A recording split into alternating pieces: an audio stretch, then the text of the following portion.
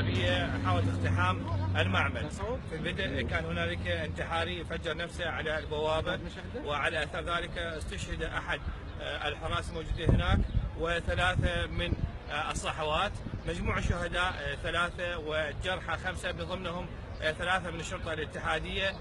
دخلت المجموعة الإرهابية إلى الداخل وفجرت الأنبوب، فجرت الخزان الأول، وبعد ذلك تم السيطرة على الموقف من قبل القوى الموجودة هنا وأيضا العاملين، حيث تم قتل الانتحاريين وعددهم 4 داخلين في الداخل، عدد انتحاري في الخارج.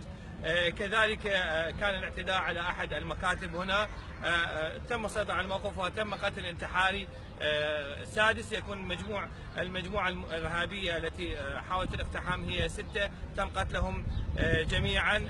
أحد الخزانات يعني فيه خسائر وأيضا حريق. الخزان الثاني تم قطع الأنابيب المغذية بالغاز إليه، وبالتالي الآن فرقة الدفاع المدني تقوم بعملية الإطفاء. الموقف بصورة عامة مسيطر عليه ولا توجد إشكالات أخرى عدا ما حدث، وإن شاء الله خلال إن شاء الله ساعة يتم السيطرة على الحريق وينتهي الموقف بالكامل.